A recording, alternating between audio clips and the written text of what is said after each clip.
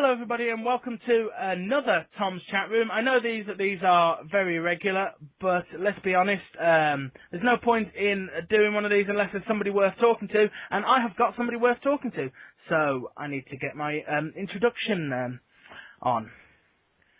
Ladies and gentlemen, my guest at this time, the man, the myth, the legend, one part of the MFX podcast, ladies and gentlemen, boys, girls, and Mexican robots from the Union. Joining me on the chat room is Sir Ian Trumps. Ahoy, hoy. I wrote that one on the walk home. Fabulous. Well, legitimately, this one legitimately came out of the blue, didn't it? You know, Yes. I tweeted you last night, and Yeah. you got back to me this morning. So Yeah. Ian, you do I have to call you Sir Ian, or what's the form of greeting? Ian is totally fine. You can call the sir. We're amongst friends now, but when it comes to the general public, sir is appropriate. Yeah. Yes. It's sort of like you don't really know what to call Alan Sugar, do you anymore? No, I just call him Big Al. So get on fine. Personal friends and all. So let's talk about we'll start with MFX, because that's where you've shot to fame as one of the two-man team. So yes. Tell me a little bit about how you got involved with MFX. I mean, Sure. You started it, but how did you guys get involved, so to speak?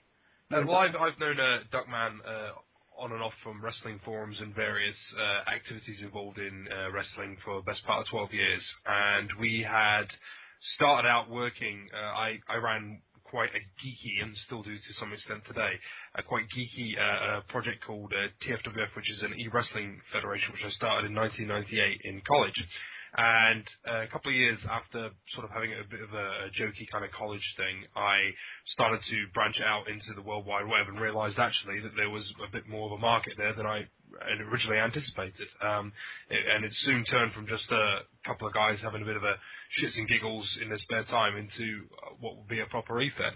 Part of the process of doing that was to go out and look for people that would be interested in potentially joining up as e-wrestling and explaining the concept of what we were doing. And through, I can't remember if it was myself or one of the guys working for us, we stumbled across Sam and a few other guys who were interested in it through Yahoo Chat. He came on board, and since 1998 has been a key part in helping me put together what is TFWF, a little geeky e-wrestling game. As that sort of developed, we were part of a larger e-wrestling community set of forums, and actually realized that between the pair of us we had some really good ideas for expanding the game and talking about some other things. So alongside another good friend of ours called Triple B and the Judge, we started to put together a place called EFK. We do like our acronyms, as I think Duckman said to you.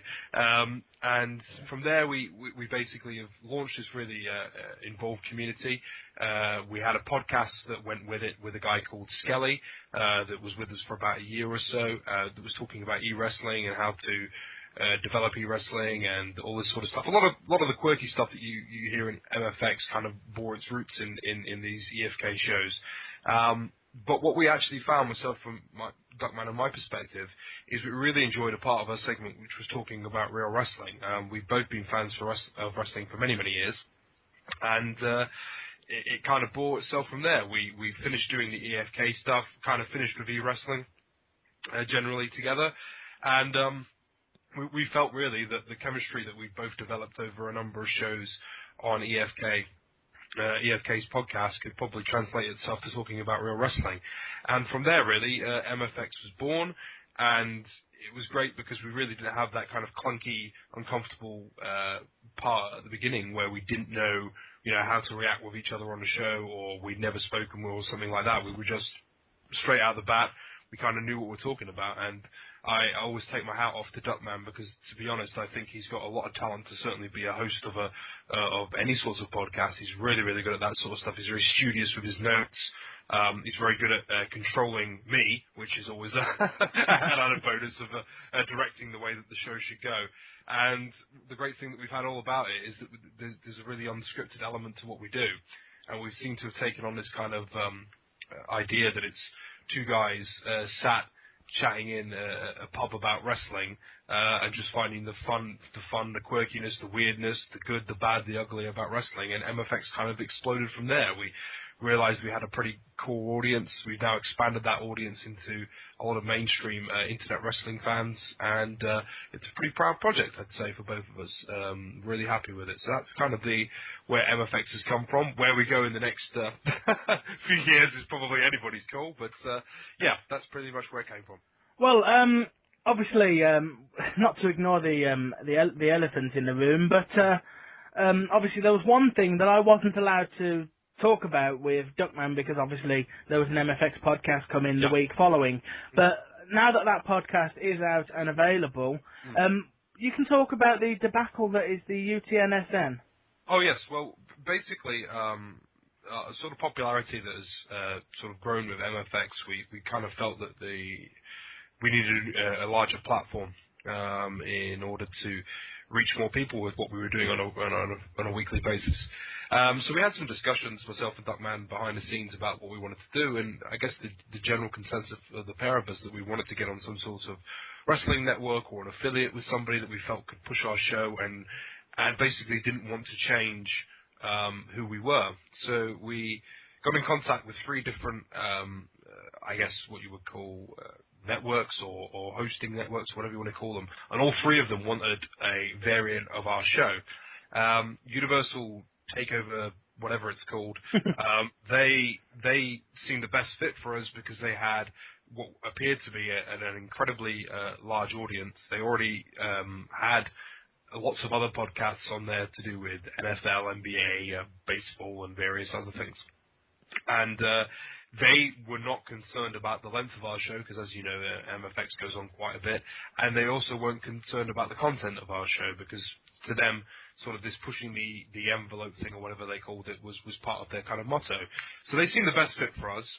We politely declined the other 2 invitations and went with Universal Takeover Sports Network. And everything kind of started off pretty good. There was like talks about contracts. Obviously, as you know, Duckman is an incredibly good writer as well. Yeah. And they were talking about potentially getting him to do writing spots for them as well. So everything was really looking hunky-dory for MFX to take its show to a whole new audience. And we got the opportunity. It was only purely by chance, because Duckman does a lot of the administration parts and the contact with this, that, and the other, because he basically hosts the show. I'm just there to offer my 2 pence and occasionally a little bit of administration input, but very rarely. It's a lot of it is down to Duckman in all fairness. And I happened to just be on Skype wanting to talk to him about something, and he said, "Oh, I've got this guy from Universal Takeover Sports Network on Skype. Do you want to come into the chat and we could have a chat with him as well?" So I came on and we were sort of having a chat, and I wasn't convinced by it. If I'm in all honesty, after about 35 seconds of talking to the guy, I was like, this guy doesn't have a fucking clue about what he is doing with this. It was, we sort of came off, and me and the great thing about me and Duckman is we get on really well, but we obviously have got different opinions about a lot of different things. And I'd sort of said to him, like, you know, I don't trust this guy as far as I can throw him. I said, I don't like a lot of the things he said. He just doesn't feel right to me. But at the same time, the difficult thing for me, Tom, was because I wanted to see, like Duckman, MFX expand into a brand audience. So he kind of caught between a rock and a hard place. And Duckman made the great point of, well, we can roll with this guy for, 6 months, see what we get back. It's not going to hurt us. And he was dead right. It wouldn't have hurt us to roll with the guy for 6 months. But he just said a couple of things in the Skype conversation which just said to me that he didn't really have a clue about running a business, how to market a podcast generally, not just MFX, and just seemed like a kid that was just, sort of trying to play Billy Big Balls without actually having much sort of substance behind it. So we had a couple of debates back and forth. The first stats came back after the first couple of weeks with them, and we did have an improvement in numbers. We'd increased their UK listenership alongside I think it's FTW, which is the other podcast that was on there as well, a wrestling podcast. It was something like 432%. It was ridiculous. They hadn't had any market in the United Kingdom. really up until that point, and ourselves and the other wrestling podcasts just completely spiked that for them. So I was munching down on a big plate of humble pie, and was saying, look, well, maybe I'm wrong. Maybe this guy does know what he's talking about, you know. And then a couple of weeks just before I went to go and get married, I got an email from Duckman saying that basically Universal Takeover Sports Network had done the 15th billion change in direction since we with them, and had decided that wrestling was no longer considered a sport, and that they were going to drop us from the network alongside the other wrestling program as well. So, Sam sort of said to me, he's like, oh, you were kind of right and stuff. And I was like, well, not really. I said, because I have a terribly pessimistic view about the world anyway. So I said, the Pope could come up to me basically and tell me that he was a good guy, and I'd probably be looking at him like he was some sort of dirty paedophile at some stage, trying to cup off with the 11-year-old girl next door. But he, and Sam was right. We needed to try and find this next branch out and level for MFX, and it didn't hurt the fact that we did work with them. It was just disappointing that we had obviously put a lot of time into talking about our partnership with them on various mediums. Obviously, part of the agreement with them is that we would talk about them on the show and talk about being on the network. We had to cut down the musical interludes to 30 seconds, I think, for each spot between Impact and Raw, because they had sponsors, it would have caused them to get in some sort of legal thing. And I just think it was a guy that just doesn't really know what he's doing, and was trying to play Billy Big Bananas, and it hasn't set MFX back. We're in exactly the same position that we kind of were before working with them. It's just disappointing that probably, in our opinion, and maybe it's slightly inflated opinion, that we feel that our show is pretty good, and that it would have given, working with them would have been a good platform for not just ourselves, but for them as well. But hey ho, it's the way it is, and probably the guy has sex with dogs. I don't know. Well, so let's sidestep a little onto the other thing at hand, which is obviously professional wrestling, which is the reason why you do Marks for Excellence on a weekly basis. So how did you initially get into watching professional wrestling? I can't really remember how it happened. In my youth, I've sort of lived in the United States. I've lived in Australia and various places. I can remember watching it in the 80s in the US, but probably not with as much interest as when I came back to the UK.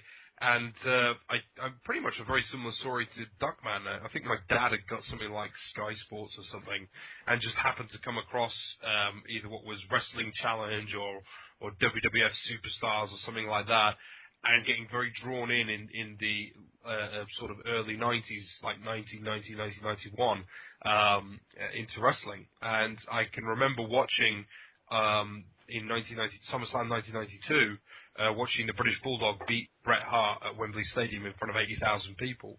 And that was probably my big kind of cocaine-induced hook there, that I was like, I'd always liked the British Bulldog from what I'd seen, and he'd won this illustrious championship in front of all of our home nation, and it was a tremendous moment for me as a fan. And from there, it just kind of fueled my interest in going out and going to like Blockbuster Video at the time, and like going and renting old editions of like SummerSlam in the late 80s or old Survivor Series, and I just became a bit of a WWF tape hawk. I'd buy all these tapes for like a couple of quid, and I just watched them over and over again, and I became kind of like this student of being a big fan of like early 90s WWF wrestling through their pay-per-views and whatnot. And I got to the extent where I started even trying to collect some of the action figures and stuff. I was quite interested, in sort of early teens and whatnot, collecting some of the action figures and sort of having them dotted around the place. I soon lost interest in that, to be honest with you. But the tape thing that I stuck with for many years. And the great thing is that the tape kind of gave me a lot more background to understanding what was actually being shown on TV at the time. So when guys like Razor Ramon or like Adam Bomb or whatever came into WWF, I could kind of like pinpoint when they became like a champion. Well, not in Adam Bomb's case, but in Razor Ramon's case, like the lineage of the IC title and all this sort of stuff. So that became kind of my thing. I kind of, I guess, went a little bit off wrestling towards the kind of probably what most people would classify as the golden age, which is the Attitude Era, sort of Stone Cold, The Rock, and all that sort of stuff. And I guess it was because I was more interested in getting laid and drinking beer than I was watching wrestling. And then when I went to university, I had a lot of downtime at university. As I was saying, I started up working with this kind of jokey kind of e-fetting thing that was based off of the old WCW versus NWO N64 game. And it all started as a joke. Basically, all this sort of playing on the video games and talking a little about wrestling and all this sort of stuff really got me back into it. And I started watching, I think it was like SmackDown on what was on Sky, was it Sky One or something? That they used to show like a repeat show. Got back into wrestling, started reading up on internet stuff, dirt sheets, and all this sort of stuff. And basically, it just kind of evolved back into being very much into it. And rather than just looking at it from an entertainment value, I started to look at things and started to kind of like critique, you know, how, hang on a minute, that character's kind of stupid, or hang on a minute, that doesn't really make any sense. And that turned me into the cynical bastard you see before you now that is quite happy to share those opinions with people on a regular basis. So obviously, Duckman did say when we spoke that there's very little that you guys record that doesn't actually go into the MFX broadcasts. Yeah. But are there any bits that didn't go in that you kind of wish had? No, because he's pretty much right. The only times, I guess, that we have ever kind of edited stuff together is usually if we have a call drop or there's a lag issue, one of us ends up sounding like a robot or something like that. Or one of us has to have an emergency bathroom break or something like that, you know, or something happens.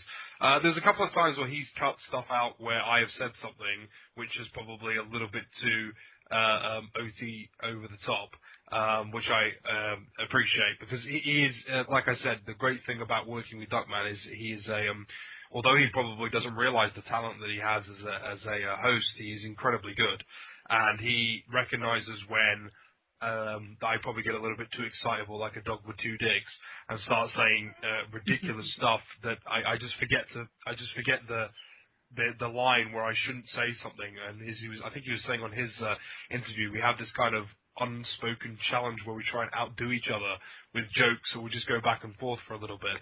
And there will be occasionally where I might say, it's only happened maybe like 2-3 times, I guess, in all the shows that we've done, where I've said something that even I think, actually, that is really too bad, and that needs to come out. And he's a very good guy in that respect, because he might even say to me, you know, hang on, Ian, that probably, do you really think you want to have that put up on, you know, the internet for a load of people to hear? And I'll be like, yeah, probably not. So he'd be like, okay, we'll just take that bit out, and it'll be a flawless thing. But like I said, that's probably happened maybe 3 times in 46 shows that we've done that. So the editing part of it really is just bringing together where we might have had like a sound quality issue or something like that. Yeah. And he just kind of pieces it together from there. So pretty much everything you hear on MFX is pretty much, I would say, 99.9% unedited. It's just 2 guys talking about wrestling. So are there any highlights that you've had from the time in? It doesn't have to just be MFX. Any highlights from your time as a podcaster? I would probably say the two biggest highlights for me was doing the Kevin Kelly interview that we did just before we had the first break in MFX, and that was pretty cool, talking to him. And I can remember asking him some question about Michael Cole, basically shitting on Michael Cole's announcing, and in a roundabout way, Kevin Kelly, without, I guess, committing to agreed with me. So you can go back and you can probably hear where he did it. I was a really big fan of listening to the Rockstar Spud interview that they did. I thought that was a really good piece of journalistic integrity. But probably the biggest highlight for me personally is when we sat down at the beginning of the year and a pair of us interviewed Nigel McGuinness. Yeah. Because both of us were big fans of McGuinness. Probably Duckman more for his Ring of Honor career, and myself probably more for what he'd done in TNA, and hoping that he would break out into being this big star with WWE. Or TNA, obviously. And we've both seen the documentary that he'd done. And I can just remember, like, Duckman's probably more of a seasoned pro because he's interviewed quite a few people, and I've only been on a few of them. And I can remember sort of when McGuinness sort of picked up the phone and he was like, "Hello, Sam," and then he just paused for a second and goes, "Mr. Max," like that to me, and I was like, "Hello, Nigel, how are you?" And it was just a really cool moment, and I had this list of questions I was going to ask him from TNA's perspective, obviously being a fan of TNA and his work there. And I kept looking at it thinking, these questions are either going to be like, he's going to either get on board with what I'm saying, or he might end up being like, what the fuck is this guy talking about, you know?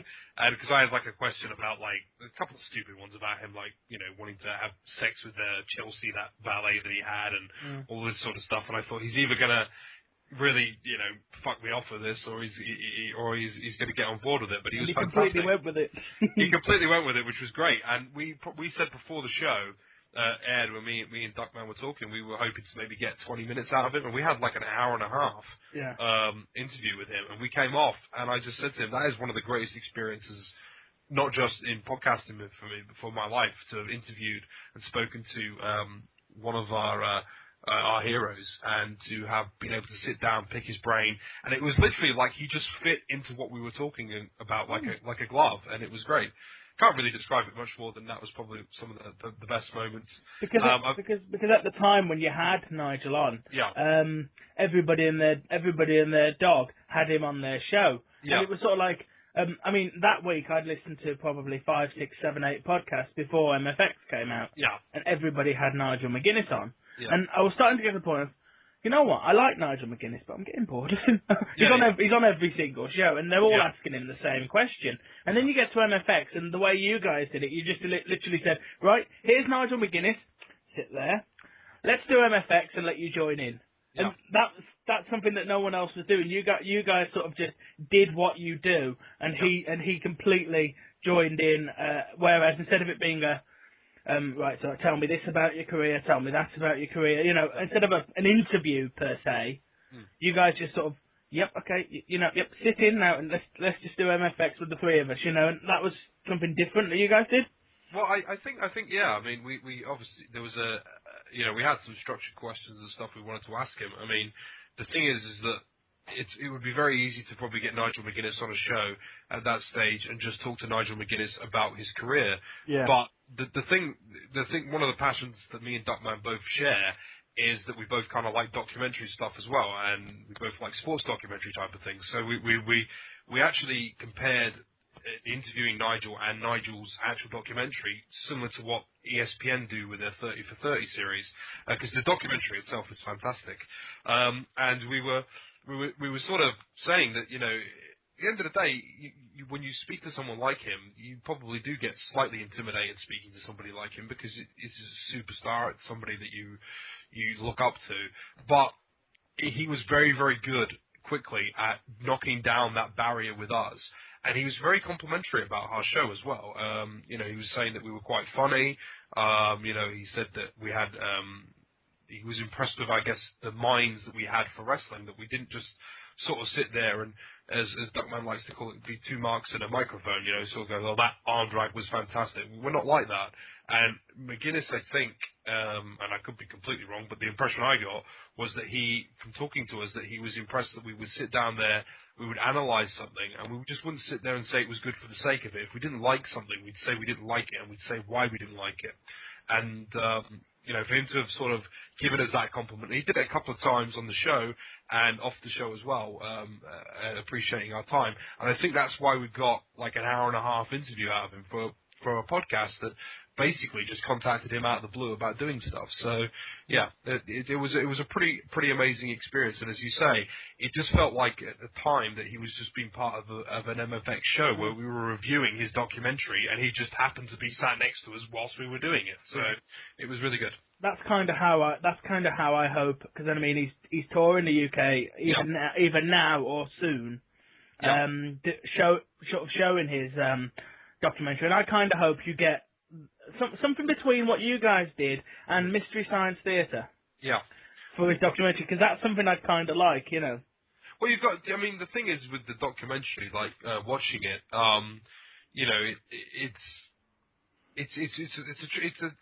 in a strange way. It's a tragic documentary because there's a guy that is on the cusp of being something. I mean, he's an unbelievably talented performer in the ring, and he's on the cusp of this greatness. And realistically, the reason for WWE probably not picking him up seems kind of a little bit, it's not quite right, and that is annoying in itself. So he goes to TNA, and then this whole hepatitis thing comes out, which derails that as well.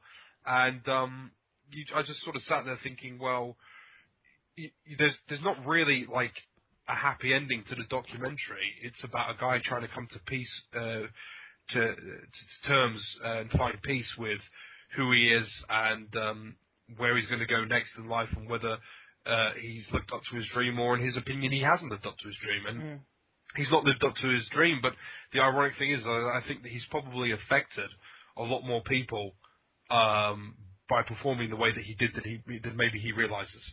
And that's what I really took away from it, is that Nigel McGuinness, the man, is probably not happy about what ended up for him, and rightly so, because he had his aspirations and his goals and his dreams, and he wanted to meet them. But he had a strong effect on a lot of people that maybe he doesn't know he had that sort of effect. So yeah. I saw it a little bit, because I have actually seen his documentary, but I saw it a little differently. I saw it sort of like he was at this high, then he had his low, and then sort of at the end when he realised exactly how much people love him, he came back up a little. Yeah, I think that. I mean, because he's a really, if you listen to his interviews and stuff, he's a when he talks to people now, he's at peace with it, Yeah. I think that, to be honest, that piece has probably come a little bit from the documentary. I got the impression that when he was filming it, he probably didn't know where it was going to go, and he was hoping that it was going to be a success. But the reaction, particularly, I think the big turning point for him is the reaction he gets from Kickstarter, I think it is, when he realizes people are investing money in to get that piece of film out for people to see. And I think then he starts to realize that, maybe although he's not made it to WWE, he has had this massive impact on people's lives. And like I said, the documentary was fantastic. And from MFX's point of view, we thought we might get 20 minutes out of him, tops, if we really were good, and we got an hour and a half, basically. And we just came off, Nigel finished the call, the pair of us were talking, and Duckman sort of said, well, what did you think of that? And I said, that was one of the coolest moments of my life. And he said, me too. I said, we literally spoke to, a wrestling hero of ours, and probably even more so for Duckman. He's a massive, big, super duper fan. For an hour and a half, and it wasn't boring. He didn't sound bored. He might have been, and he was so insightful, and it was, he got into so much debate and conversation about various things to do with the illness that he had, and bleeding in wrestling and all this sort of stuff, and we walked away from it, and he said a couple of things to us, and one of the things he was saying is about, kind of keep doing what you're doing in a roundabout way, but make sure that the way you do it is kind of like a constructive way of doing it as well. And we sometimes when we're talking on MFX, it's probably best to realise that when we are having a shot at a storyline in WWE, it's not necessarily having a shot at the performer. It's more having a shot at the way that person is being booked. And I thought to myself then, is that coming across clear in what we're saying? Is that, Zack Ryder is probably a really nice guy and is obviously incredibly talented, and he's been able to do something that a lot of us would love to have been able to do, which is compete in wrestling at the highest stage of them all. But let's be frank, his gimmick is fucking stupid, and at the moment nobody wants to do anything with him. So to me, that needs to be a shot at the writing team and the booking team and the way that WWE is made up, that Zack Ryder is in the position that he's in. I don't know. I think it made me sort of think that, I hope it's clear to the MFX galaxy, so to speak, that when we take pot shots, 9 times out of 10 we're taking a pot shot at the way they're being booked or the way they're being written or the character that they're portraying and how stupid the character is, and not necessarily the person behind the wrestling tights, so to speak.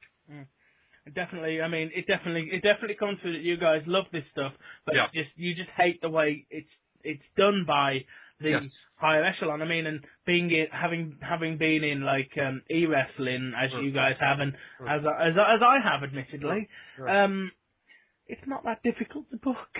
No, it's not. I mean, I think that that's really kind of what it is. I mean, you obviously in that sort of context of e-wrestling, you can make out a match to be a 5-star wrestling match when it obviously necessarily isn't. But the thing that you can control, which wrestling promoters can control, is how they portray their characters, how they do this, how they write storylines, how that there's a beginning, a middle, and an end. And they just don't seem to do that particularly well in a lot of instances. And you look at stuff and you just think, like, are they really expecting me to pay for this? Or are they really expecting me to be sat down and watching this? And, in a couple of cases, in more than a couple of cases with WWE and TNA, we sit there and we both joked off air once that we've got to the stage when we watch wrestling, we almost stop watching wrestling for watching wrestling and watching wrestling for stuff to say, that would be great to talk about in MFX this week, because it was so ridiculous that it deserves to be openly bashed. I mean, obviously there are a few personalities that, like probably Hulk Hogan is probably a personality for me that just does nothing for me, and I just think he's a bit of a dick, to be honest. And the way he portrays himself is obviously he's probably quite similar to the guy that he portrays on television in his own opinion of himself. But I also recognise that there's people probably like Brodus Clay, who's probably a really nice guy. He is. I've seen him do an out of character interview. Yeah, and he's probably a really humble guy, and he's really loves his craft and everything. And there's me implying that he fiddles kids in the middle of the ring. So that is a shot at the Brodus Clay character, not at the man behind it. And I certainly, a lot of the stuff that you guys come up with, I laugh at it like the other listeners do. Yeah. Surely because it's the ludicrous, what's the word? Ludicrousness of it. Yeah. The fact that deep down we probably all know that Brooke Hogan isn't harboring a baby's arm holding an apple. But it's fun to imagine that she is. It's a lot of fun. I mean, that's where we've had probably a lot of fun with the show, and I think that's probably like the comedy that we watch as well. We both watch South Park, we both watch things like Family Guy, watch The Simpsons, and all this sort of stuff. And all these sort of programs, particularly Family Guy and South Park, in the last maybe 5-6 years, have this thing where they just take ridiculous pot shots at people that probably are not remotely true. But it just is entertaining. They are making fun of characters as opposed to necessarily making fun of the people. And I think that with people like Brick, when we do the Brick stuff, when we do the Brother Hulk Hogan stuff, when we do oh my God, it's dark, and all this sort of thing, we just find a lot of fun in almost creating a character on top of a character.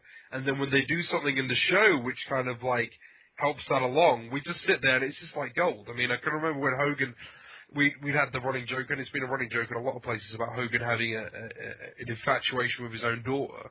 And then, like on Twitter, he posted a picture of her legs. Yeah. And it was just like, you couldn't rate this. This is like perfect for us. Yeah. We were watching an episode of Impact, and we've had this running joke that Doc is gay.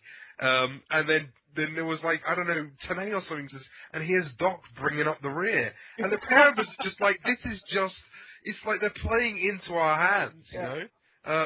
It's fantastic. Yeah, there's a lot of fun doing it that way. I mean, the thing with Hogan is obviously Hogan could be used properly in TNA. Yes. And that's I mean, if you personally, the way I'd do it is I'd have Hogan would never be seen on TV. Yeah. Hogan is good. Hogan would be good for doing press conferences. You have him come out with Dixie Carter, or brother, and do a promo, do sort of like a press conference about how TNA is the greatest. Because as much as we don't really like him that much, Hogan is the first wrestler anybody ever thinks of.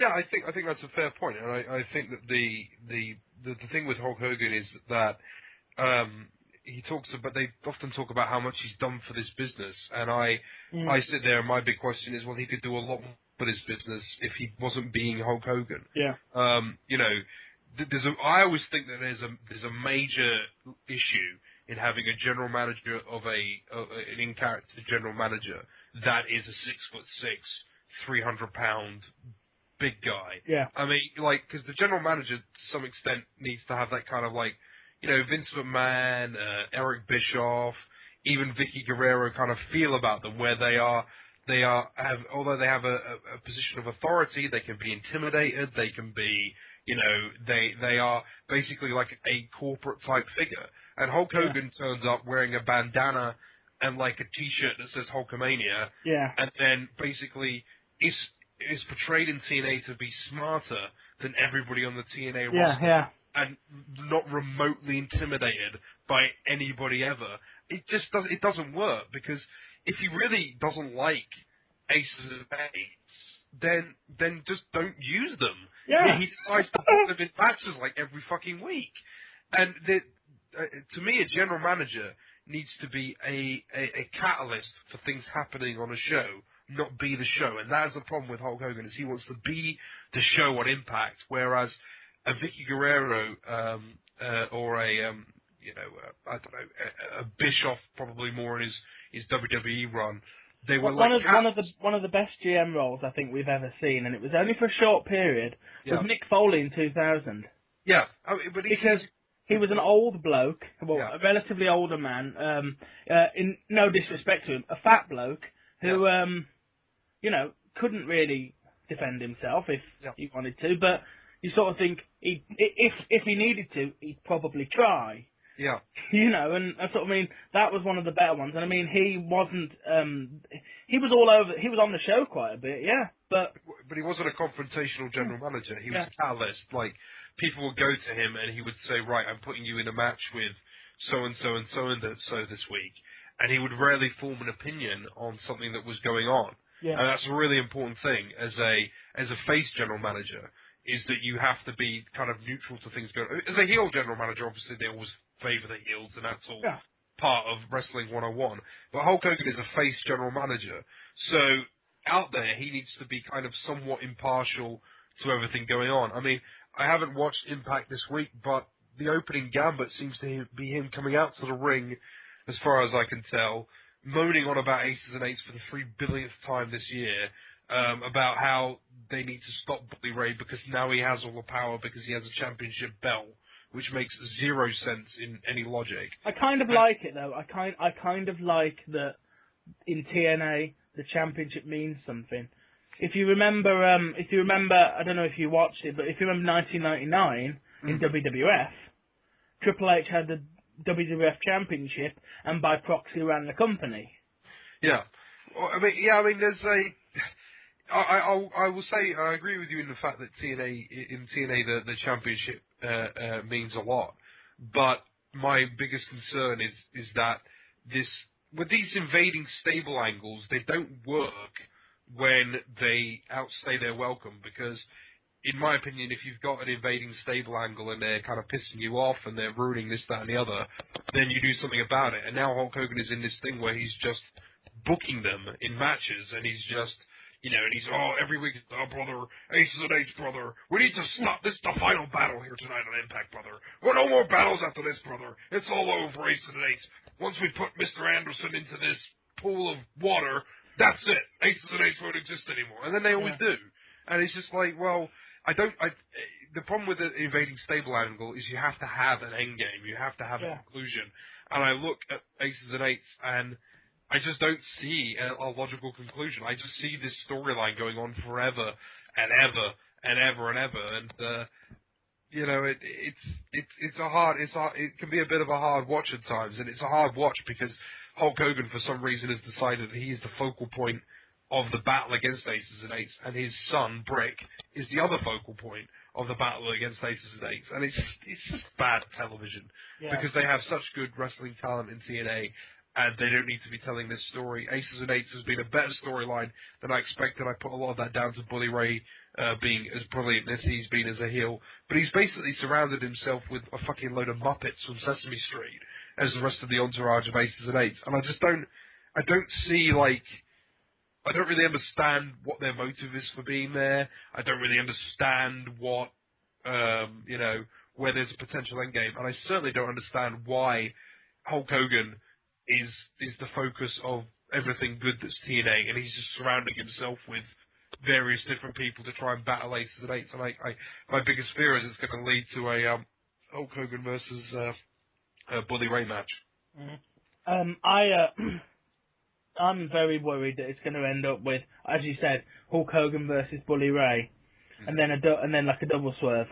Yeah. The double swerve where Bully Ray wins, or even Hogan wins the title, and then puts on an Aces and Eights cut. Well, that would just that I think would probably finish me with TNA wrestling. I don't think I could watch anything after that. To be honest with you, I've been struggling prior to sort of everything that was going on with me personally, what weddings and all that sort of stuff. I was struggling a little bit with TNA, and came back and watched it last week, and I've watched bits and bobs previously to coming back to doing the show, and I was just like, this is just getting fucking boring now. Like, I am not enjoying watching this anymore. And then the fact they don't seem to really have progressed the AJ Styles storyline too much. I know that it gets progressed this week on Impact, but they just, like, what I don't get about TNA is that they just don't seem to have any star power in attracting other talent to come and join their company. Like, every week where they announce there's a major return, there's a major star going to be here this week, and you sit there and think, ooh, you know, they've signed somebody that they're going to debut, and it ends up just being somebody that they haven't had on TV for like 6 weeks, you know? Yeah. You sit there and go, all right, okay, that guy's back. You know, it's like, this week James Storm is apparently going to announce his partner. I don't know who his partner is, you know, for the tag title match coming up at Slammiversary. And I'm just like, could he not have gone out and just found someone better than this partner, you know? Someone that wasn't in TNA to maybe get people talking. But no, he goes, not only does he select somebody from the TNA roster, but he also selects one of the worst partners imaginable. So it's just, I don't know. Yeah. It's the way TNA is, and that's where I think that WWE has started to sway me a little bit more over recent times, is because there are elements of Raw's product particularly that I am actually interested in, like the Shield and things like that, whereas with TNA, I am kind of really struggling to find anything that I'm interested in. All I'm finding is stuff to make fun of on MFX. The Shield is sort of showing you how an invasion should be done. Because WWE can't say, well, we know how to do an invasion, because the invasion was awful. Oh, it's terrible, yeah. But they're doing it right with... well, they sort of did it right initially with Nexus, and then they fucked it up by putting CM Punk in charge of them. Because sort of like, well, you know, what's the...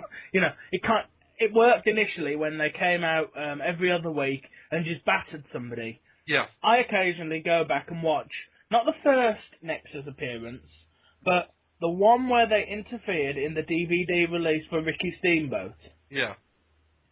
And you've got you've got Lawler, Steamboat, Anderson, Michael Hayes, why? And who else was it? Dean Malenko. Yeah. All in the ring. So essentially, the road agents in the ring. Yeah. And you know, the Nexus sort of, you know, they come down, they crowd around the ring, and then they one by one pick off these old blokes. Yeah.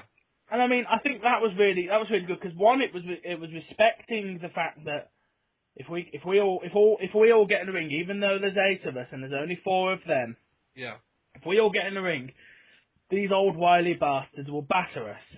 Yeah. So we're gonna crowd around the outside ring, and we're gonna take it all down till there's only one of them left, so we know we can win.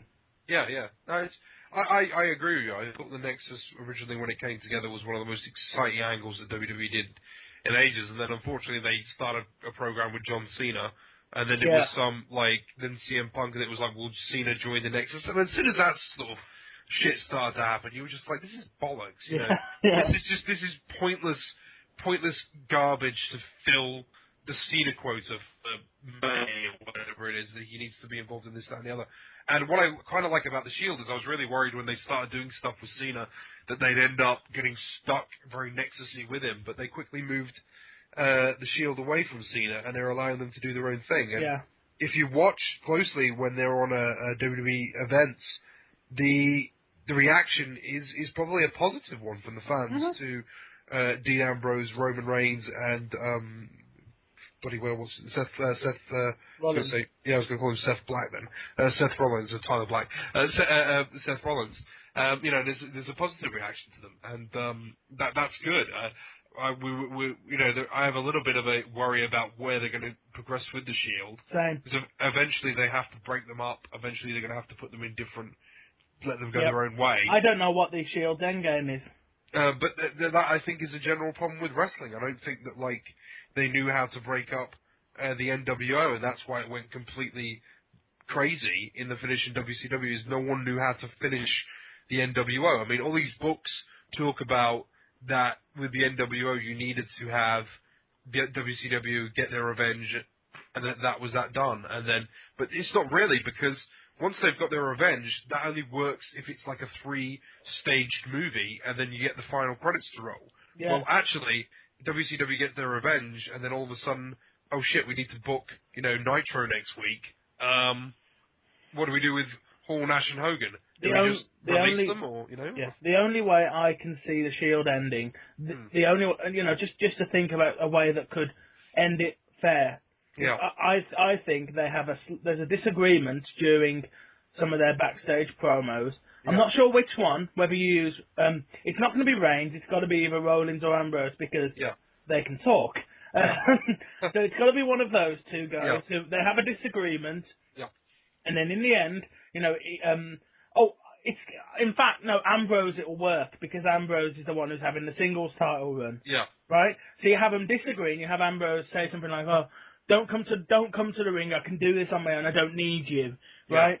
Post-match, they beat him down, and he's gone for a couple of weeks. Yeah. You keep him gone for a month even. At the pay-per-view then, he comes out, he faces it all up. If you remember when the Nexus faced the Team WWE, and their Team WWE's returning light was Bryan Danielson. Yes. Or Daniel Bryan. Yeah. And you sort of do something like that, right? That's good, yeah. Maybe they've got a tag team match against John Cena and a partner of his choice.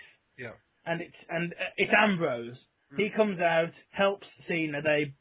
Ambrose gets the pin on Reigns and beats the Shield and destroys the Shield, because that's the only way to do it. Because that way you put the absolute rocket on Ambrose. You put the absolute rocket on Ambrose, and the other two aren't hurt. You've got to. It's a hard thing to end these sort of things, and I think that anyone that doesn't think that it's difficult is slightly naive, because, like I said, with the whole WCW NWO thing, everyone was like, well, they never pulled the trigger on WCW. And I was like, well, yeah, but if they'd have pulled the trigger, they'd already got at this stage everybody, fighting everybody, which was great television. What do you do on the following Nitro once WCW get their revenge? Yeah. And that, as you say, that's the difficult thing. So there has to be this point where the Shield doesn't necessarily get beaten by Cena or whoever. The Shield ends up just imploding themselves. They say, right, that's that. They break off. The one that's not part of the initial feud, maybe like Roman Reigns, goes off and does his own thing on SmackDown, and then maybe Ambrose and Rollins have a feud over this, that, and the other, and that's how you probably effectively do it. Yeah. But it's not going to be pretty viewing, and probably most people will have an issue with the way that they break up the Shield. But eventually they have to do it. You can't have them running wild for 5 years and everyone still be excited about it. There's pretty much nobody left for them to fight. I mean, at SummerSlam they're gonna face Undertaker. I'm pretty confident of that, and they're gonna beat him. Yeah. They are going to beat down the Undertaker, and they're going to put the Undertaker out till WrestleMania. Yeah, yeah. And you could argue that one of them could face Undertaker for the streak. Well, I think that the only problem I see with that is that Undertaker has to win.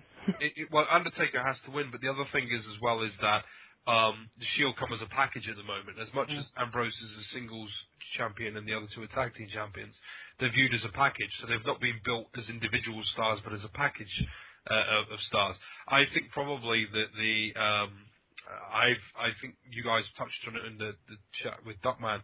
Is I genuinely see the Undertaker facing John Cena at WrestleMania 30, because they've never faced each other, obviously, at WrestleMania, as far as I know, I don't know whether the company has enough about what they're going to do with Brock Lesnar to have him do it. I think probably Cena is that one guy, and it might be even that Cena holds on to the WWE title all the way up to WrestleMania, and they do with Cena what they should have done with CM Punk, which was kind of like WWE title streak versus the WrestleMania streak. Yeah. Because they have to create for 30. They have to create what they haven't created, didn't create this year, which is the seeds of doubt that the Undertaker can be beaten. Yeah. And the one person that most of the wrestling community think probably can beat beat the Undertaker for probably reasons not that he's a great wrestler, but more than likely he's probably said, I need to beat the Undertaker's streak. Yeah. It's John Cena. So the only problem you've got if you do that is if Undertaker wins, how do you get the title off him? Because you don't want to have Undertaker defend the title the night after on Raw, and then drop the belt, or do you have a Money in the Bank cash-in or something? I think probably what you would do is you would just have the Undertaker and say, right, that's me done. And they've done it before, where I think the best tribute you could ever pay to somebody like the Undertaker is have him win the title at WrestleMania 30 and retire, and then retire at the same time, and then the title becomes vacant, and then you have an immediate hot booking, hot booked angle for months to come, where you could have you could lead into maybe a King of the Ring tournament or some sort of super extreme rules match, something like that, where the title's on the line. Or the way WWE does it, a one-night tournament. Oh, a one-night tournament. I mean, there's certainly lots of different ways you could do it. I think that when you have somebody of the quality and the standard of The Undertaker, when it comes to WrestleMania, he deserves the utmost respect. And I think that one way to say a very classy goodbye to him was to have him win, come out the next night on Raw and say, the next night on Raw, I'm just here to say that I've decided to retire. Thank you all very much for everything you've done with me. Thanks to Vince, here is the WWE Championship back. It's finally time for my career to rest in peace. Would you humanise him then? Would you have him come out and sort of say, and come in doing like, well, I'm retiring, and because you can't really retire a dead person. It's a dead man, I think I would do. I think there's a select group of people that it doesn't hurt to come out and humanise them. And he's one of those people. I think that the fact that he has, entertained people for as long as he has done as the character of The Undertaker, I think that it would be, it'd be quite fitting for him to come out and to an extent, he doesn't have to totally humanise it, but he could come out and say, this is me done. I have buried wrestlers for, he could use all his catchphrases. I've buried competition for, 20, 30 years, whatever, in WWE. I've been a multi-time champion. Now it's my time for my career to rest in peace. It kind of keeps the character. And, if you wanted to keep him in character, you have them plug in all night a big announcement from The Undertaker. His music plays, but he doesn't walk down. The lights, sort of like he used to appear in a strike of lightning. You have a bang, the lightning, and then instead of him appearing, the belt just appears on the floor, left in the ring. You could do. There's a variety of things you could do with him, but what does this mean? Does this mean The Undertaker is gone? He's left the WWE title in the ring. We didn't even see him. Yeah. Something like that.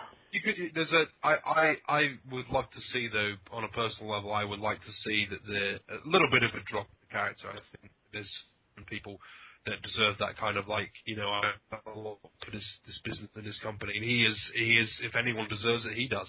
I'd like to see him have that moment to be applauded by the fans in attendance and cheered and people cry and all that. Do you think he goes into the Hall of Fame before he retires?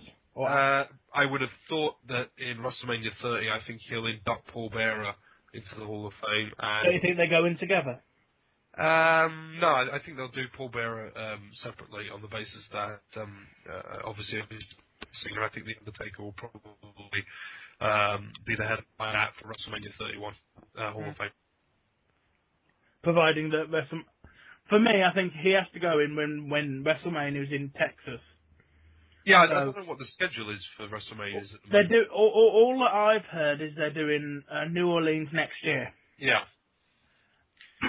There's a good possibility because there's some big stadiums and big event places down in Texas. The Astrodome, the old Astrodome. Yeah, so there's a good possibility that they could do something. I could see that. I could see him having a match with Cena for the title at WrestleMania 30, beating Cena, retiring. He's inducted Paul Bearer the night before, and then at WrestleMania 31. I don't know, Kane inducts him or something. Possibly even putting Kane in the year after. Yeah, well, I mean, Kane's got to be close to going. He's probably close to going, but I think he's probably got maybe a couple more years left in him over the Undertaker. I mean, he's still working a pretty hectic wrestling schedule where the Undertaker is a special attraction these days. So, yeah. But let's sort of go on to other things. I mean, have you got are there any low points that you've had from your podcasting time? Anything that you wish you could have done better or differently? I think probably in hindsight, we would have probably approached the whole Universal Takeover Network thing a little bit better. Not that it's done us any damage, but I think it kind of irks me that we wasted time talking about our relationship with them in various mediums when they obviously didn't feel the same way.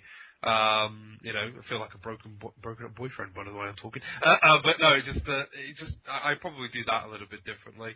But not really. I think that I think that the way that MFX has worked, the way it's evolved, the way that we started out, we got to know each other through podcasting, we got our chemistry together through a different type of podcasting. We were able to transfer that to MFX. There was this MFX presents the Indie Corner thing for a while. Yeah. Then we had a break for a period of time, and it was a good break as well to have. It gave us a little bit more focus about what we wanted to do with the show. And when we came back with the MFX podcast, we were, ready to go, and everything was kind of hunky dory. And I don't think that the only thing I'd like to change, I think is probably the better thing is for actually for the future. I think that there is something.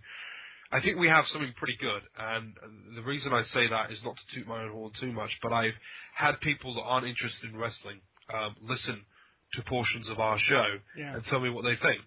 And the thing that stands out for me is that they say that the chemistry that Duckman and myself have is fantastic, and that they said the one person I was talking to about it was saying to me, "Can you not just talk about something that's far more interesting than wrestling?" I started laughing.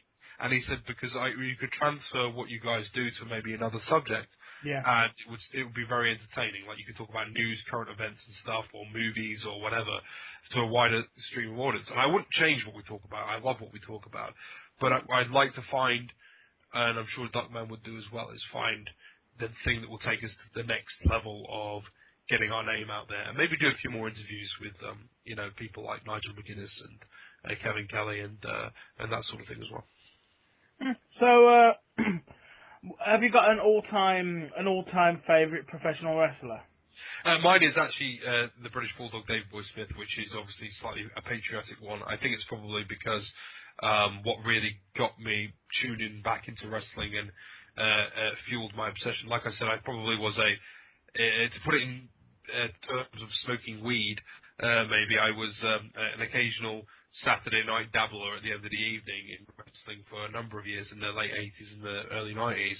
And what got me hooked into my let's have this every single night was really watching him beat Bret Hart. It pushed me back over the edge of just dipping my toe into the water and made me dive straight in.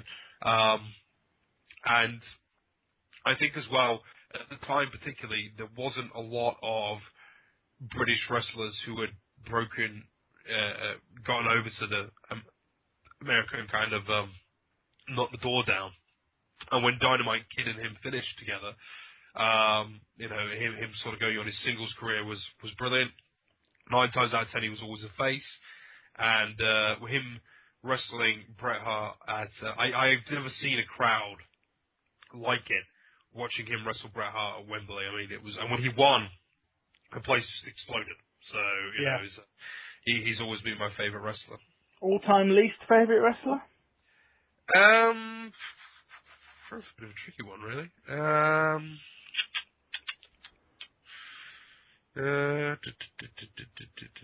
Are we going Hogan or? There was obviously when I was a kid, Hulk Hogan was alright. He was okay. He was like you kind of got behind. I was never a big fan of Sid Justice, I have to admit.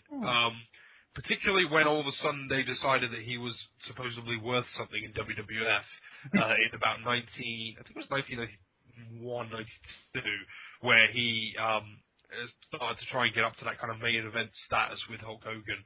And then they had the blow-off match at WrestleMania 8 where he kicked out of the leg drop, and there was all these rumors that he wasn't supposed to kick out of a leg drop, and then it ended up Papa Shango, I think, ran in, and then the Ultimate Warrior, and it all just went stupid. He would probably be pretty high on my list because I just never saw the appeal of Sid Justice, to be honest. And I found that when he cut a promo, particularly in that run with WWE, it wasn't like he was struggling not to shit his pants. Like his teeth were really gritted together. Going, my name is Sid Justice, and I'm like, what are you doing? Just back off, relax, take a chill pill. Have a drink, I don't know what's wrong with you. I've just never been a massive fan of his, so I'd say he's pretty high up there in that regard. And there's a whole host of guys probably in the mid '90s during the Attitude Era that I just couldn't have given 2 hoots about, but none probably as big as Sid Justice. Do you have a favourite all-time female wrestler? I would probably say Trish Stratus is probably my all-time favourite female wrestler, apart from being incredibly attractive. What I liked about her is that I don't think she took the wrestling for granted. I mean, it'd be very easy to turn up week in, week out looking as attractive as Trish did and just be a piece of eye candy, but she seemed to want to better herself and perform to a pretty high level, and she ended up being quite a good wrestler in the ring as well, by just learning her craft and carrying on with it. I'd probably say she did more for the women's. I know a lot of people think, she was just positioned right, but I think she did a hell of a lot for women's wrestling during that period, her and Lita and people like that. And when she got inducted into the Hall of Fame this year, I thought it was a really fitting induction. Favourite promotion of all time? It would have to be WWF, WWE. I've stuck with them for 20 plus years now.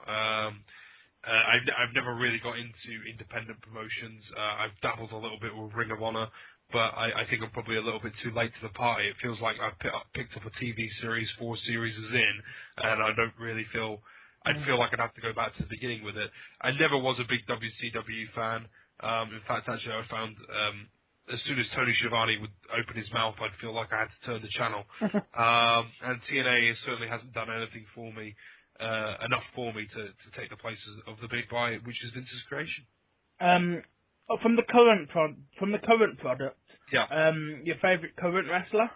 Probably Dolph Ziggler, I'd say, or Wade Barrett. I think Wade Barrett is probably a bit of a English allegiance there, and he comes from the same part of the world that I do. He comes from Preston, I come from Manchester, but I like the fact that he has not been dumbed down into some sort of I'm British and I drink tea and eat cucumber sandwiches and my name is Syrian or something like that. He's tough. He's a tough, brawling type of guy, and I think he's got a lot of potential. Yeah. And I'm also a massive fan of Dolph Ziggler because I think that they did everything they could to saddle him with being the worst gimmick ever. You know, the name Dolph Ziggler, the fact he was part of the Spirit Squad, and the guy has just broken through all of that to be one of the most entertaining in-ring workers in WWE, and he makes me believe that wrestling is real sometimes when I watch him, the way he reacts to taking a bump or whatever.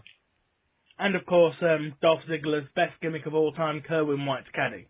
Yes, yeah.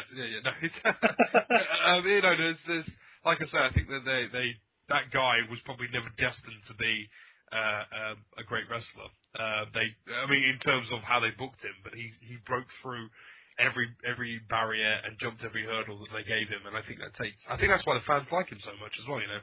I discussed it with Duckman. I may as well discuss this with you. What's your take on what Jay Briscoe did a few weeks ago? The sort of, you know, don't be teaching my kids that or I'll shoot you. Is he all right to do that in character, or?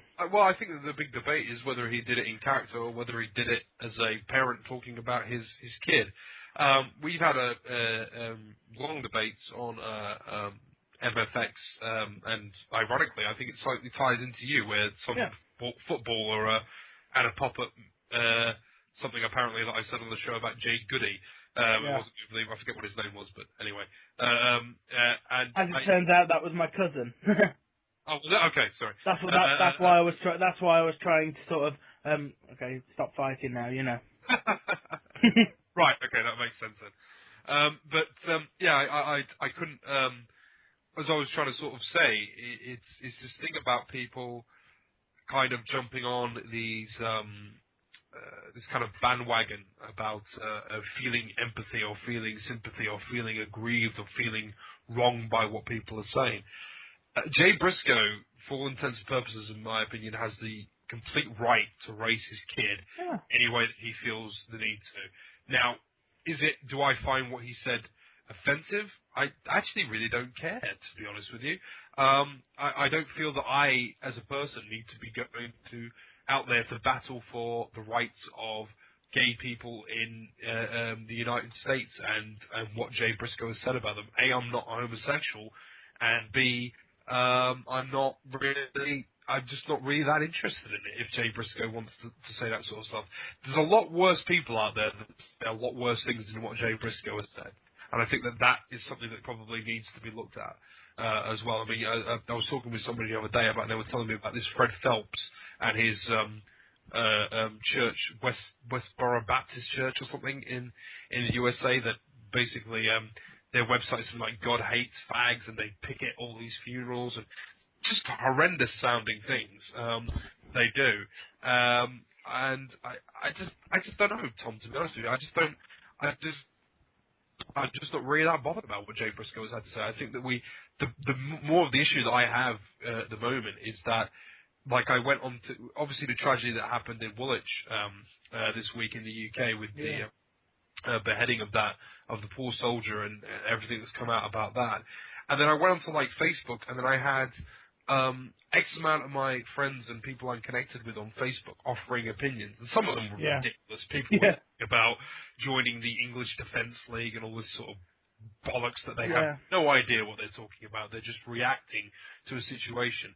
Now, for me, the focus seems to have been lost somewhat, that rather than be worried about Britain's reactions to a Muslim nation, and which, for me personally, I have a lot of friends who are Islamic and all this sort of stuff, and they certainly aren't of that sort of warped way of thinking of these two murderous guys, what they did in Woolwich. But I just think that there's this kind of, like, you know, I could go onto Twitter and all of a sudden, is it possible that I could rile up 50 people to go out there and, like, do something ridiculous? And it kind of feels like, and that's what it kind of feels like to me at the moment, Tom, is that these people go on and then, you know, tragedy happens, a couple of people post about it, all of a sudden everybody wants to have this, I think Duckman put it like this universal kind of, like, empathy that people want on Twitter and Facebook and all this sort of stuff.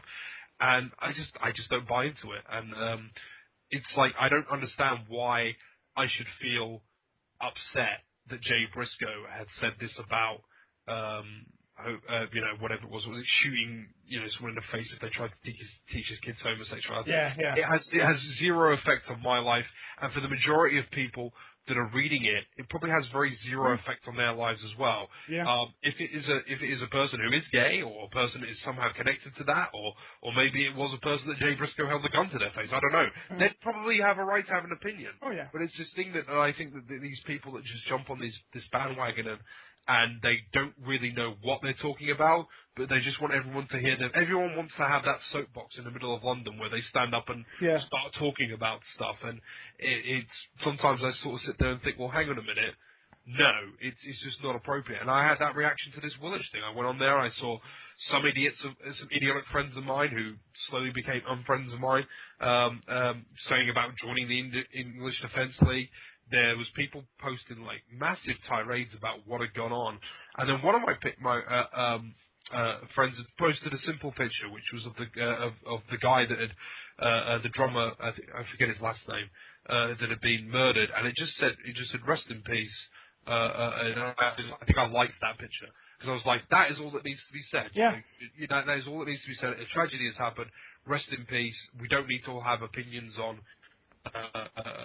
Muslim Nation and all this sort of stuff, because it's all irrelevant to the fact that two crazy people went out and killed a guy for pretty much no reason, and I think that's where where this debate with Jay Briscoe seems to have transformed into, well, because Jay Briscoe says this, that automatically means that he hates homosexuals, and every homosexual needs to be pissed off with Jay Briscoe, and everyone should boycott Ring of Honor TV shows now to this, and he's a horrible person, and he's this, that, and the other. It's not that. Everybody has a different opinion on something. You might think that the color blue is fantastic. I might hate it. Yeah. That doesn't mean that I'm going to start up a Facebook page saying Tom Williams is pro the color blue, and that means that in a roundabout way. And that he basically wants to have sex with Smurfs or something. I don't know. It's just stupid stuff. And I think that the Briscoe thing, I think, is just being blown completely out of proportion. Oh, yeah. And I just don't think that it has any effect on my life, really. And I think probably a lot of people have been kicking off about it. It doesn't have a massive effect on theirs. They just want it to have an effect on theirs. They want to be seen part of a group that has an effect on them. If it has an effect on you, fine. Feel the reason to comment on it. If it really doesn't have an effect on you, probably a good idea to back off and concentrate your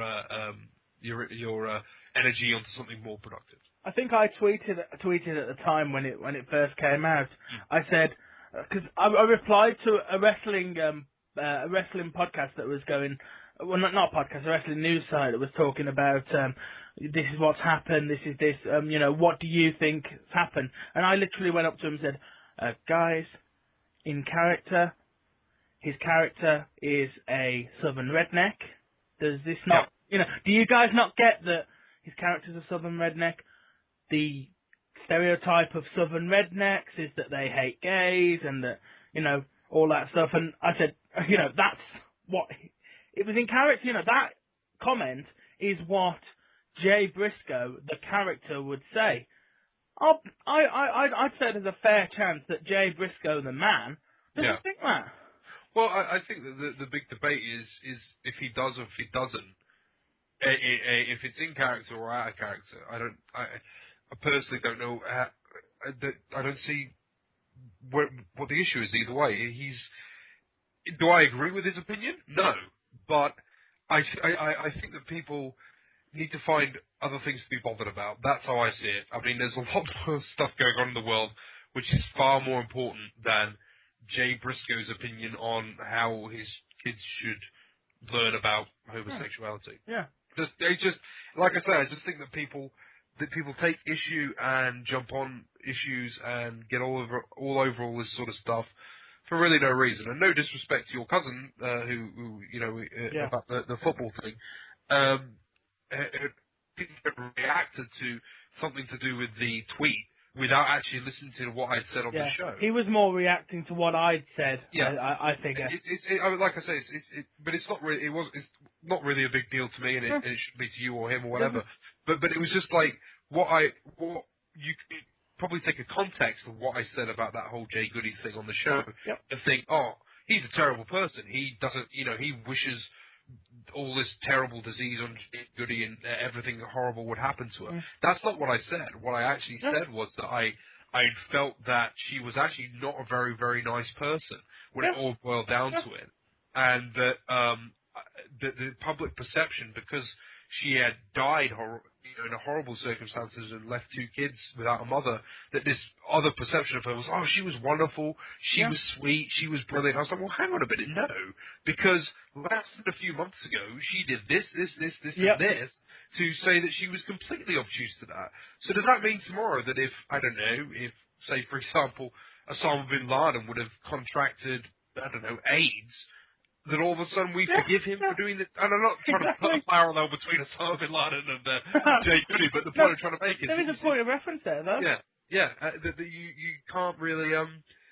it doesn't mean that she was just a great person because tragedy has struck her. I obviously don't wish she died or anything, or left these it's of no consequence to me, but I just don't like the way that, like, I had to read about how she was such a terrific person and a terrific this and that and the other afterwards, and I was like, well, actually, the perception I've been shown of this woman is she's a bit of a bully, she's a bit of a racist, she's completely up her own backside, and none of this is, and this praise that's been heaped on her is probably isn't justified. I got in a bunch of trouble when Amy Winehouse died. Yeah.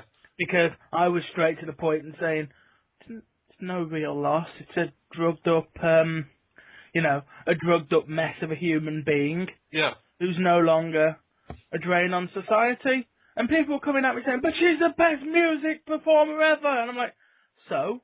Some would say Chris Benoit was the greatest wrestler ever. I'm not going to defend him.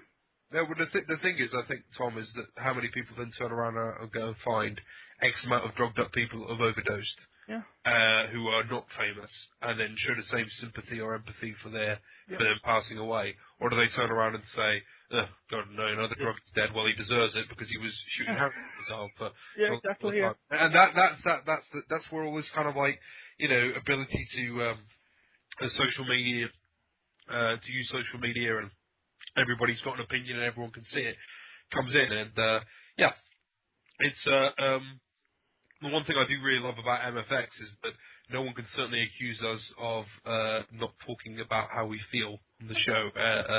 And if we don't like something, we say it. We say when we don't like it, and we're certainly not PC. And one of the things I think that we were a little bit concerned about, to go back to that Universal Takeover Network thing, was one stage, I think, before they dropped the wrestling thing, I think it was like a couple of emails before, they were talking about maybe giving over creative control, I think, to aspects of, and we would have never have let that fly, because that was like the one thing we were like, Adam can't change, because we do say things which are a little bit, over the top, and we do say things which are rude, and we do say things which are offensive, and that is, I think, to be honest, one of the big appeals about our show is that we try and make people laugh. And I'm not going to make somebody laugh, and Duckman ain't going to make somebody laugh if we're just talking about whether that guy threw a great armbar or not. It just doesn't work like that. That's not what we're about. So it's very, in a roundabout way, it's been an absolute blessing in disguise, that I think we're off what will ever become of this network that might or might not exist. I haven't worked out if they're actually as legitimate as they say they are. I'm pretty much betting that they're not. I think I'm going to send the link to this video when it's up to him. I'm going to tweet it to him. just as a sort of, hi, you don't know me, but fuck you. Oh, I wouldn't worry about it, Tom. I think that we are. I think we're at the stage where the pair of us are quite happy. We've had our fun on the show this week. Kennels and K9 Retreats. I haven't finished listening to it yet. All right, okay. But it's a Dog's Day afternoon. We've had a lot of fun this week. We now want to put that behind us. At the moment, MFX, I think, is looking at other avenues and stuff. We've been talking a lot about trying to go out there and get sponsorships and all this sort of stuff, and just doing our own thing. So we're pretty happy with the way things have gone, and we both said how much we enjoyed the sort of comeback show from everything the last couple of weeks. It was a lot of fun, and just at the end, this is a great bit when we started talking about the ridiculous nature of presidents in films, like the president that's in Independence Day, and Duckman starts talking about Danny Glover, that was a president in some film, and we just go back and forth for about 5 minutes, talking about the ridiculous nature of if you're a president in a movie and how you're supposed to react to tragedy going on around you. And That's what I love about it. It's just so random that it's fun. Yep. So we'll start to wrap a little bit. Yep. Can you sort of, you know, tell the viewers. I have to say viewers because this is actually going up in video form. Tell the viewers where they can find you on social media. I am at Ian Trumps, I believe. I never can remember this. I can check in a second. I have to check my own Twitter address. How embarrassing is that? I think I am actually at Ian Trumps. Yeah, I think you are. They can see, also. This is where Duckman is really helpful. He goes for all this sort of stuff that I don't have to do. Yeah, I'm at Ian Trumps on Twitter. Usually, most weeks, you'll figure out when I'm reviewing Raw or Impact, because I end up tweeting whilst I'm reviewing whatever they are. And you're really entertaining when you do it. Thank you very much. Then there's, obviously, to get hold of the show, it's mfx.show@gmail.com. The email that people occasionally email. Docman would be very proud of me for remembering that, because usually I do forget that sort of stuff. So you can contact the show on there. One of the things that we're talking about doing for this year is trying to get something like a bit of a donation drive together. And it's like a pet project that I really want to get going, where we got people to donate to MFX. We'll pull the money together on Skype credit, and then we're going to phone WWE headquarters. Yeah. That's how far we can get along in talking to people about whatever. I really want you guys to try and call Vince. Well, I think that there's mileage in us trying to get pretty far with a few things. At least it'd be interesting to see which company you can get to somebody quicker on, whether you do, you know, WWE or TNA. Because I'll bet if you call at the right time, you'll get through to Dixie Carter. I wouldn't be surprised. She probably answers the phone, bless her. So yeah, probably still going to speak to Dixie, and she'll say speaking.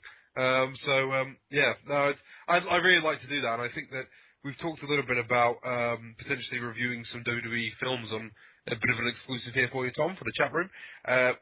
We came off the last show and we were talking about maybe reviewing some films as WWE films, like, because we obviously did the, well, one of us did, I should say, the China pornography film. We were talking about actually reviewing maybe like one of the films like The Marine or something like that, both watching it, and then talking about how pathetic and crap it was. So we're hoping that, you know, over the next, wee while that we start to expand a little bit more on what we're doing with MFX, try a few different avenues. We felt that the Christmas skit, the Christmas Carol skit went down really. That was so good. I've been wanting to do this thing with a little bit with Bret Hart, because as you know, I keep doing this thing about Bret Hart having a conspiracy that everybody's going to WCW. Yeah. And I want to call it the X Division Files, where Bret Hart is like Mulder from the X-Files, and he's just wandering around like accusing everybody of going to WCW, but no one's like, Bret, what are you on about? You're obviously going to WCW, I'm going to tell Vince, and all this sort of stuff. Like the X Division Files, because obviously it relates to the X Division in TNA. So there's lots of things like we were talking about doing stuff like that. So I think the future is very bright for the Marks. Yep. So we'll sort of close up a bit. So thanks for joining me on the chat room. Absolute pleasure. Thank you very much. And and to the viewers watching, make sure you follow me at TomWilliams1990 on Twitter. I try and reply to every single tweet, unless you're a spam bot, in which case I'll have a go at you. That happens. Do make sure you check out MFX, their new episode that was up late last night. Yeah. Well, I'm only halfway through it, and I already look like a psychopath from walking down the street laughing to it. So, cheers guys for watching. Like and comment in the video as usual, and I'll see you guys in the next chat room when I get somebody worth talking to. Cheers guys, and goodbye. Goodbye.